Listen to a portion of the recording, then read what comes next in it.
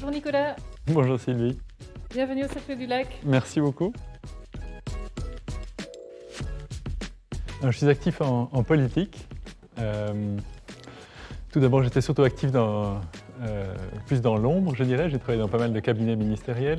Et puis, voilà, progressivement, de manière plus exposée, en étant moi-même candidat à diverses élections. Et depuis 1 an et demi, je suis devenu député régional, donc député wallon et député à la Communauté française. On est organisé par commission. En ce qui me concerne, je suis principalement actif dans 2 commissions. Donc à Namur, dans la commission de l'environnement, donc les questions d'environnement, de biodiversité. Et puis à la Communauté française, là, je suis actif dans la commission de l'éducation, donc les matières liées à l'enseignement obligatoire, qui est un sujet qui m'a passionné depuis très longtemps et je pense dans lequel il y a énormément à faire. On entend souvent dire que voilà, notre système d'enseignement n'est pas suffisamment équitable. Et il y a des très bonnes écoles, mais malheureusement, il y a beaucoup d'écoles qui sont en souffrance. Et d'où la nécessité de ce pacte d'excellence qui commence déjà à porter ses premiers fruits et dans lequel je crois énormément, que ce soit par les plans de pilotage, par rapport à tout un travail qui devra être mis en place aussi en lien avec la pénurie des enseignants, en sorte que plus de jeunes, plus de talents aient envie de s'engager dans le monde de l'éducation.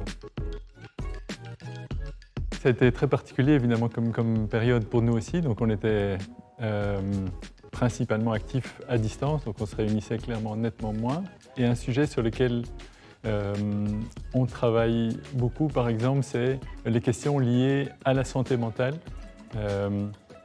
notamment de la jeunesse. L'OMS avait annoncé depuis plusieurs années qu'en 2030, la santé mentale serait probablement la première cause d'incapacité. Inutile de dire que la pandémie a accéléré, a renforcé toutes ces statistiques et on se rend compte que dès maintenant, c'est devenu une réelle priorité. Alors non seulement dans le cadre de la crise, mais même pour les années à venir, parce que ça a probablement accéléré cette tendance.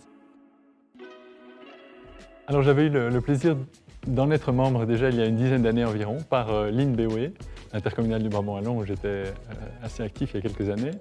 Et j'en garde un très bon souvenir. Puis c'est une manière aussi d'être en contact ici avec voilà, ceux qui vibrent dans le Brabant wallon, de pouvoir échanger, de pouvoir être inspiré et de pouvoir reprendre retrouver ces occasions de rencontre, je crois, qui nous ont tellement manqué pendant la pandémie aussi. J'ai envie d'en citer 2. Une première, quand j'étais enfant, qui m'avait inspiré, c'était Jacques Delors. À l'époque, mes parents m'avaient amené à une conférence pendant laquelle il parlait de l'Europe et ça m'avait vraiment inspiré. Et à la suite de ça, j'avais lu les mémoires de Jean Monnet. Et dans ces mémoires, Jean Monnet reprenait une citation d'une phrase de Saint-Exupéry qui était « Le plus beau métier des hommes, c'est d'unir les hommes ». Et ça m'avait réellement parlé.